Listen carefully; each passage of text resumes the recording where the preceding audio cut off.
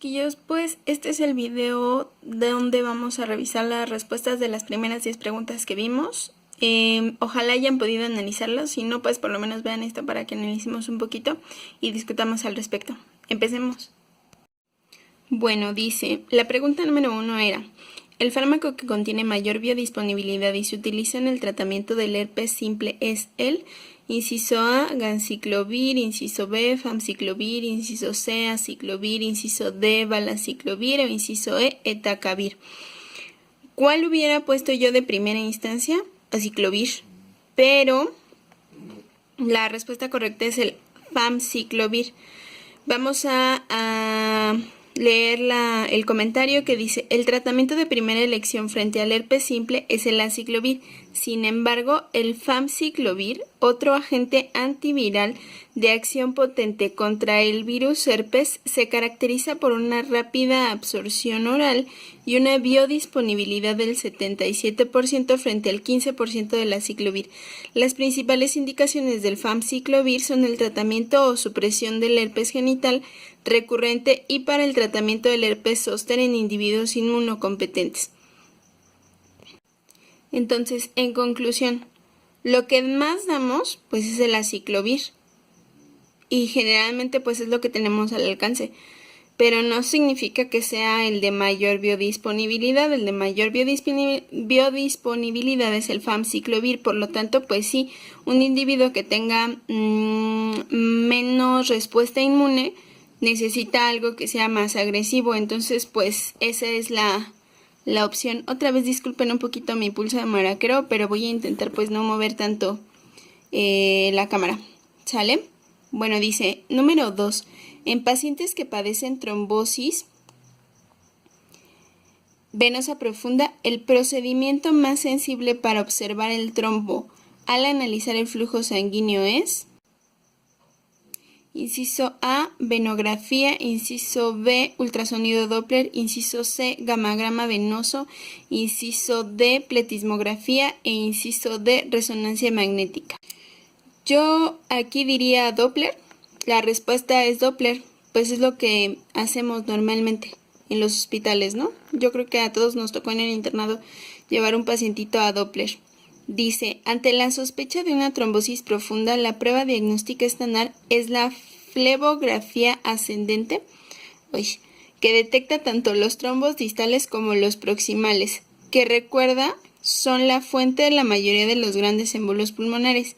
Sin embargo, la flebografía tiene efectos secundarios molestos, es costosa y no siempre es coste efectiva. Sin embargo, el ultrasonido Doppler detecta el flujo sanguíneo en cualquier vaso, alcanza en pacientes con sintomatología de trombosis profunda proximal una sensibilidad del 93% y una especificidad del 98%, por lo que se puede considerar la ultrasonografía Doppler la prueba confirmatoria más sensible en la trombosis venosa profunda sintomática. Número 3. En el ataque agudo de gota está contraindicada la administración de A, colchicina, B, allopurinol, C, salicilatos, D, hidrocortisona o E, indometacina. Aquí dice que la respuesta correcta es B, pero de primera instancia yo no hubiera pensado en una contraindicación, puesto que el allopurinol es el tratamiento crónico o tradicional de una gota. Sabemos que la colchicina es el que se da en agudo, pero no hubiera pensado como primera instancia en allopurinol como contraindicada. ¿Qué hubiera puesto? No sé qué hubiera puesto. Cualquiera de las otras tres. Bueno, la indometacina no, porque generalmente les quita el dolor, entonces pudiera ser útil en ese sentido. La hidrocortisona, pues supongo que también les quita el edema y pues eso les ayuda un poco, entonces tal vez hubiese escogido salicilatos en ese pensamiento. Ahora, dice, el tratamiento del ataque agudo de gota es el tratamiento de la inflamación, siendo de elección los antiinflamatorios no esteroideos como la indometacina, los salicilatos o la colchicina, un antiinflamatorio muy efectivo en el caso de la artritis gotosa aguda. El uso de esteroides rara vez está indicado en la crisis aguda, reservándose en general para los brotes poliarticulares muy invalidantes. Debes recordar que el ataque agudo de gota nunca debemos dar allopurinol, ya que este fármaco es hipouricemiante que actúa inhibiendo la xantina oxidasa, y tanto el aumento como la inhibición brusca de los niveles plasmáticos del ácido úrico pueden desencadenar o agravar un ataque agudo de gota. De esta forma, el tratamiento con allopurinol se reserva para el tratamiento de las artritis gotosas crónicas, estando el paciente en una fase asintomática. Bueno, en ese sentido, yo he visto pacientes que tienen gota crónica y obviamente tienen también crisis y siguen tomando su allopurinol. Ahí tengo como mis ciertas dudas, pero bueno, lo dejaríamos como en que esta es la opción más correcta. Y la otra situación importante con este comentario es el mecanismo de acción. Sí me ha tocado preguntas de no me acuerdo si era de los ENAPS o si del examen de certificación o del examen de titulación o de los bancos de preguntas, pero sí es frecuente que pregunten el mecanismo de acción del allopurinol, que es la inhibición de la xantina oxidasa. Entonces eso también pues es importante aprendérselo. Siguiente pregunta dice, un paciente de 25 años acude a consulta por presentar cuadros recurrentes de dolor abdominal tipo cólico, tenesmo rectal y diarreas mucosanguinolentas ocasionales. El agente etiológico más probable en este caso es, inciso A, ancilostoma duodenale, inciso B, estrongiloides estercoralis, inciso C, enterobius vermiculares, inciso D, Balantidium coli o inciso E, Trichuris trichiura. Aquí el punto importante es que es un paciente joven, recurre y son mucosanguinolentas. Eso es como lo importante. La respuesta es entonces Trichuris trichiura. Aquí yo no hubiera sabido qué poner, si les soy sincera. Hubiera puesto... La verdad hubiera puesto cualquier opción porque no sabría como cuál era la completamente importante. Entonces dice... Pregunta difícil acerca de la clínica que producen distintos tipos de parásitos. Vamos a repasar solamente la clínica típica de cada uno de ellos. Anquilostoma duodenale, afección del tracto digestivo superior que se manifiesta con dispepsia, diarrea intermitente y anemia ferropénica microcítica. Pues ahí está dudoso, ¿no? Porque si te da anemia ferropénica, puedes asociarlo de las diarreas mucosanguinolentas, pero en realidad creo que no ese es el mecanismo por el que produce la anemia, sino por disminución de la absorción del hierro. Luego, estrongiloides estercoralis, clínica cutánea, bueno, eso sí, larva occurrence, sintomatología respiratoria, tos, disnea, sibilancias, clínica intestinal, pues es diarrea y dolor abdominal, y es eosinofilia en sangre. Entonces, aquí sería importante ver que tiene síntomas respiratorios y cutáneos. Enterobius vermicularis, causa prurito y escozor anal, sobre todo nocturno. Y hasta donde recuerdo también es más frecuente en niños. Entonces, bueno, ahí también sería un punto importante. Balantidium coli, ni lo conocía. Bueno, no de forma común, tal vez lo había leído alguna vez en mi vida, pero no es algo que leamos frecuentemente. Generalmente es asintomático, puede manifestarse con un cuadro inespecífico de dolor abdominal y pérdida de peso. Entonces, si es asintomático ya no cuadra con nuestro paciente del caso clínico y tampoco nos dice que tenga pérdida de peso. En Trichuris trichiura dice... En caso de infecciones masivas suele cursar con diarrea mucosanguinolenta, dolor tipo cólico, anemia, tenesmo rectal y en casos extremos por el exceso, el pujo puede producirse un prolapso rectal. Eso es clásico de Trichuris trichiura, lo del prolapso rectal. Siempre que vean el prolapso rectal, lo más probable es que sea por ese tipo de parásito. Entonces hay que pensarlo, sobre todo si es en un niño o en personas con riesgo para tener parasitosis, mala higiene, población rural, etcétera. Eso sí es clásico. 5. El tratamiento de la urgencia hipertensiva se debe efectuar mediante la administración de, inciso A, captopril, inciso B, hidralazina, inciso C, fenodolpam, inciso D, nitropusiato de sodio, inciso D, nifedipina. La respuesta correcta es A. Eso sí es una pregunta que la mayoría debería de saber, y si no lo sabían, pues ya apréndanlo porque es algo muy frecuente en la consulta común en todos lados. Y es un medicamento pues muy fácil de tener. Muchos de los pacientes lo tienen en su casa o la vecina lo tiene y lo pueden obtener de forma fácil en un caso de urgencia hipertensiva. El comentario dice: una urgencia hipertensiva se define como una tensión arterial sistólica mayor a 120 milímetros de mercurio sin daño orgánico, a diferencia de una emergencia hipertensiva. La urgencia hipertensiva requiere una disminución de los valores de TA en las primeras 24 horas, pero por lo general no es necesario usar la vía endovenosa. Es de elección la administración de captopril de 25 miligramos sublingual. En caso de respuesta se procederá a la realización de un estudio ambulatorio del paciente.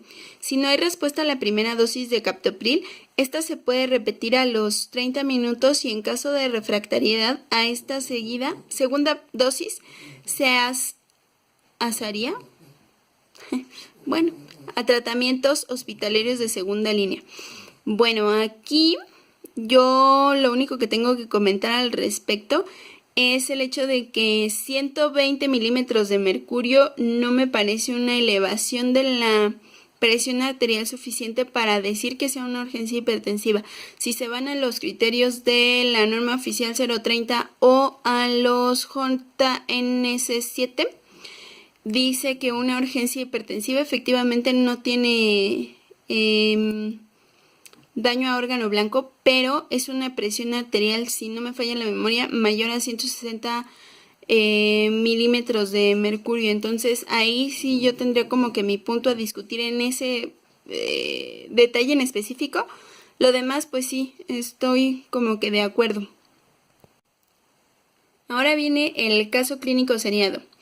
Es entonces una niña de 10 años que inició su padecimiento actual hace un mes, manifestando tos productiva sin predominio de horario, fiebre, astenia, hipodinamia y pérdida ponderal. En la exploración física se le encuentra con polipnea, dificultad respiratoria leve, sibilancias audibles a distancia y adenopatía cervical e inguinal. Antes de moverme hacia las preguntas, voy a resaltar como lo importante. Es una niña, tiene 10 años, tos productiva a todas horas, tiene hipodinamia y pérdida ponderal. Y la otra cosa importante, aparte de la polipnea, es la dificultad respiratoria, las sibilancias que son audibles a distancia. La adenopatía también nos podría dar bastante información. Yo me acuerdo que cuando estaba en el servicio nos decían: si un paciente tiene polipnea, es neumonía. No me importa lo demás, polipnea es neumonía.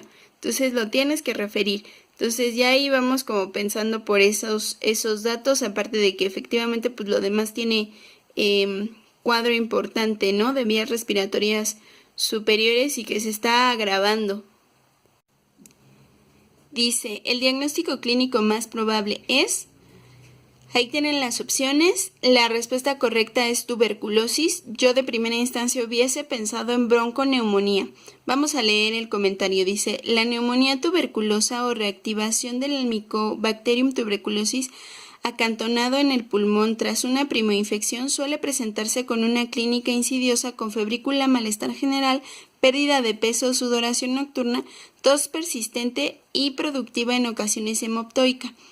La histoplasmosis y la alveolitis alérgica extrínseca son procesos infrecuentes y no nos van a dar ningún antecedente personal en la historia que nos haga pensar en ninguno de estos dos cuadros. La bronconeumonía también es descartada porque se trata de un proceso agudo, mientras que en el caso que nos plantean nos están hablando de un proceso insidioso de un mes de evolución.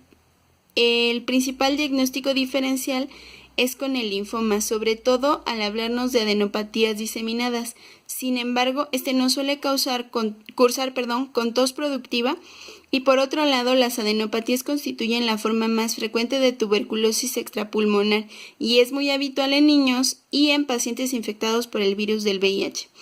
Eso es un buen punto. La adenopatía tuberculosa es la más frecuente de las formas extrapulmonares. Lo he visto seguido que lo preguntan. Seguido de la adenopatía tuberculosa está la genitourinaria, que es la segunda más frecuente de tuberculosis extrapulmonar. Y sí, evidentemente, pues es un cuadro de mayor tiempo de evolución que sí nos pudiera dar a pensar ese diagnóstico, aunque yo de primera instancia no hubiera sido lo primero que hubiera pensado. Entonces hay que tomar esos tips como referencia para analizar los casos clínicos. Bueno, acuérdense, mismo caso clínico. Dice, para confirmar el diagnóstico se requiere practicar la, inciso A, intradermorreacción con histoplasmina, inciso B, radiografía de tórax, inciso C, determinación de Barr en jugo gástrico, inciso D, citología de lavado bronquial, inciso E, biopsia ganglionar. Bueno, la intradermorreacción no siempre se considera una prueba positiva, puesto que requiere de ciertos criterios para valorarse, pero sí se utiliza la PPD y no estoy segura si es histoplasmina. Eso ahorita se los digo. La radiografía de tórax es una de las cosas más utilizadas para los diagnósticos en niños. Eso es lo que yo he leído. El Barr es la determinación, pero es en esputo, no en jugo gástrico. Sí se puede hacer en jugo gástrico, pero no es lo tradicional para el diagnóstico, por lo menos no lo que yo he visto o lo que he leído. Una citología de lavado bronquial es muy invasivo y la biopsia no es tan invasiva, nos daría el diagnóstico diferencial con lo del linfoma. Vamos a ver qué dice el comentario. Dice, ante un cuadro de clínica sugestiva y una radiografía con alteraciones típicas, debemos empezar el diagnóstico. Sin embargo, el diagnóstico de certeza debe basarse en la demostración de la micobacteria tuberculosa mediante cultivos en medios especiales como es el Lowenstein-Janssen tras la baciloscopía del esputo. Debes recordar que la presencia de los bacilos ácido-alcohol resistentes con la tinción de Ziehl-Neelsen o auramina es sugestiva de tuberculosis, pero no patognomónica. Entonces, diagnósticos definitivos, la comprobación mediante el cultivo.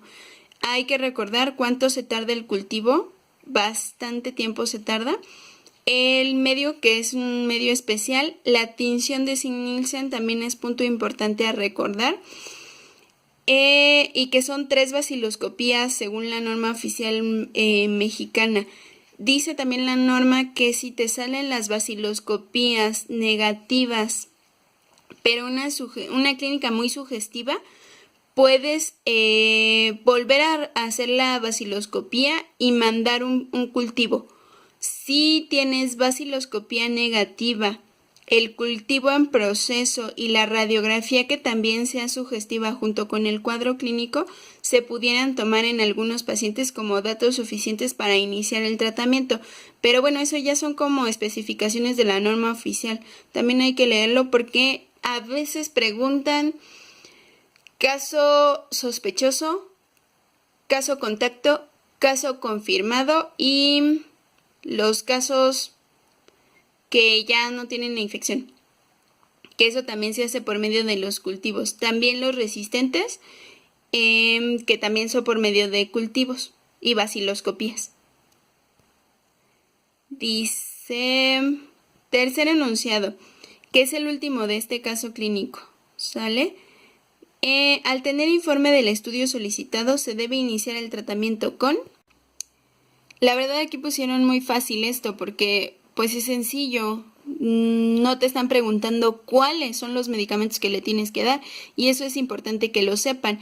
¿Cuáles, durante cuánto tiempo, cuál es el TAES, qué medicamentos incluye, el tratamiento de profilaxis en niños, en embarazadas y el tratamiento en caso de farmacoresistencia, porque es lo más frecuente que preguntan. También preguntan mucho los efectos adversos de los antifímicos, porque, o bueno, antibióticos en este caso, porque tienen muchos efectos adversos y cada uno tiene uno que es más específico de ellos.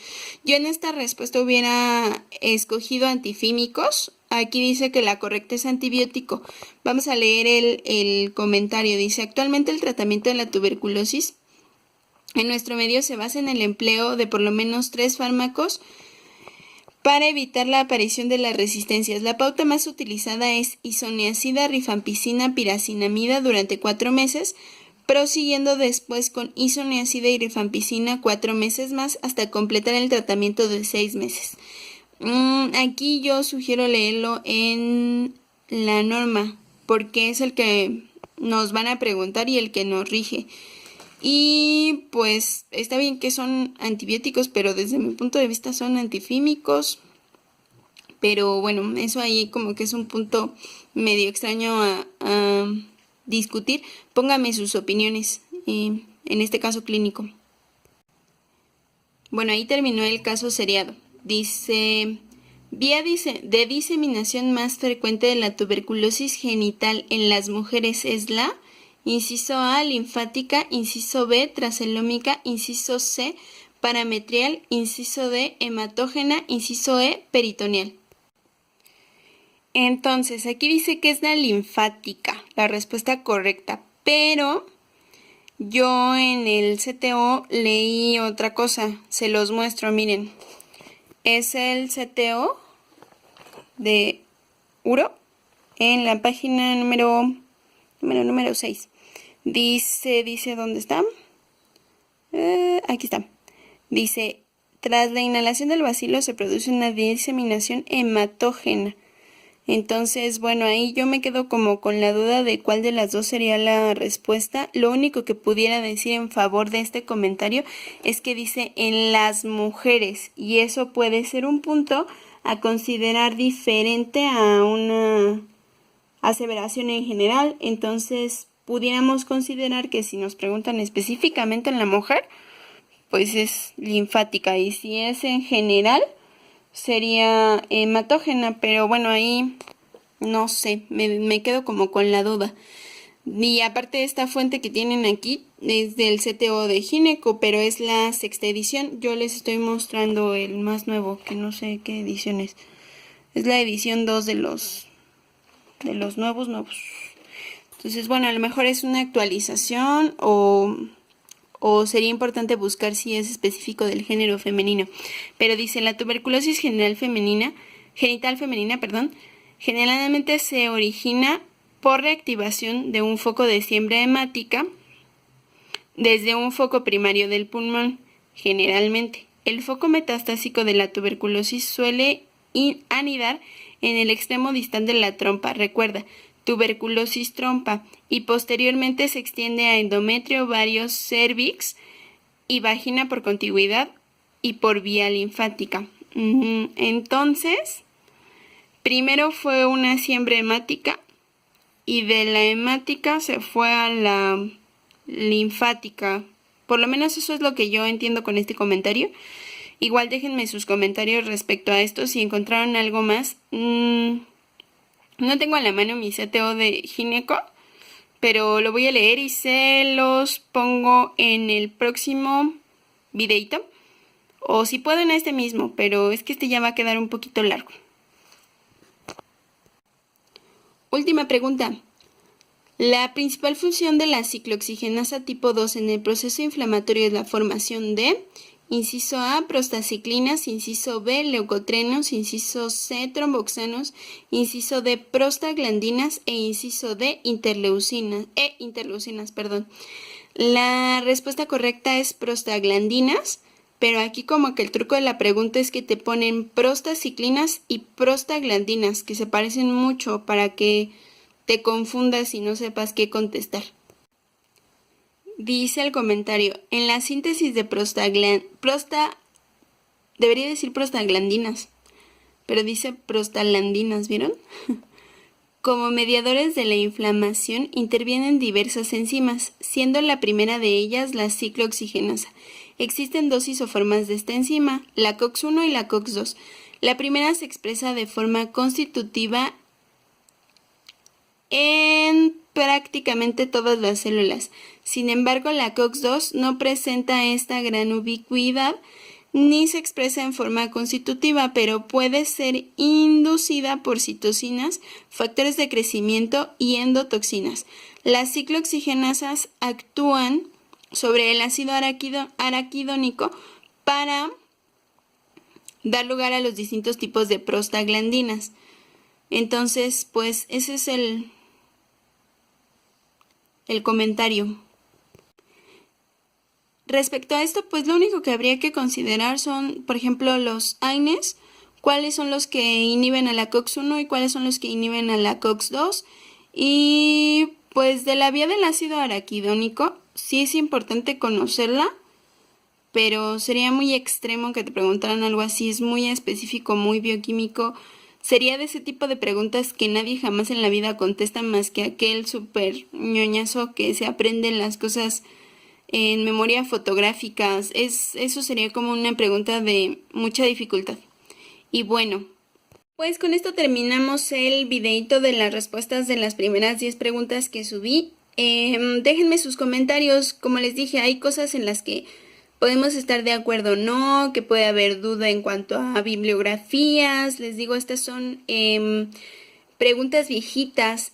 Las bibliografías que ya vieron, que están citadas por cada comentario, sí son de hace algunos años. Hay algunas que son 90 y feria. Yo era una bebé. Y hay algunas que son 2000, etcétera. Los manuales son los de CTO que vienen ahí, son de la sexta. Esta es la octava en su segunda edición, si no me equivoco. Entonces, pues sí, ya no son como lo más nuevo, pero como les he dicho en videos anteriores, las preguntas del ENARM son un banco que eventualmente puede salirnos una pregunta que sea viejita, que sea clásica, o que la haya hecho alguno de los profesores que son pues de la vieja escuela, que ya son el director del no sé qué, del centro no sé cuál, que pues ya tienen como más años y que puedan ser los que hagan las preguntas. Entonces no es malo conocer lo anterior y también es bueno considerar lo nuevo porque dependiendo de lo que te pregunten es lo que tienes que contestar, ¿sale? Bueno, pues con eso termino este videito. Déjenme sus comentarios, suscríbanse, denle like al video y disculpen mi mala dicción, pero es que a las 4 de la mañana ya no soy tan funcional. Y pues cualquier cosa, dejen sus comentarios, trataré de responderles a todos y voy a tratar de subir el siguiente video lo más pronto que pueda. Saluditos, bye bye.